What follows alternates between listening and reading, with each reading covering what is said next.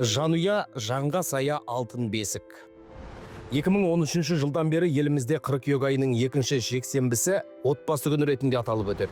Биыл бұл күн 14 қыркүйекпен тұспа-тұс келіп отыр. Отбасы қоғамның алтын бесігі, мейірім мен махаббаттың отаны. Қоғам мен мемлекеттің іргетасы отбасында қаланып, нығаят.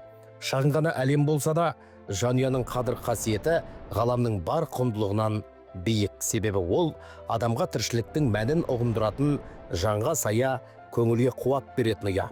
Қазақ халқы ежелден отан отбасынан басталады деп бекер айтпаған. Әулеттің ынтымағы, елдің арасы, бірліктің бастауы.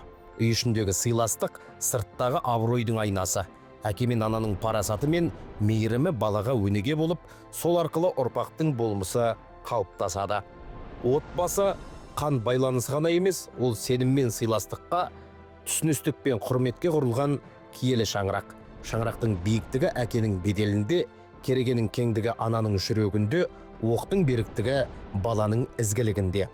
Ислам дінінде де отбасының рөліне, ерлі зайыптылардың сыйластығына, ата-ана мен бала арасындағы қарым-қатынасқа айрықша мән берілген.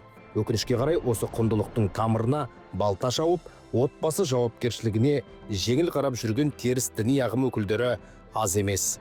Біз мемлекеттің іргесі берік, дәрежеміз биік болу үшін қоғамның алтын діңгегі болған жанұя жауапкершілігіне сергек қарауымыз керек. Отбасы күні құтты болсын.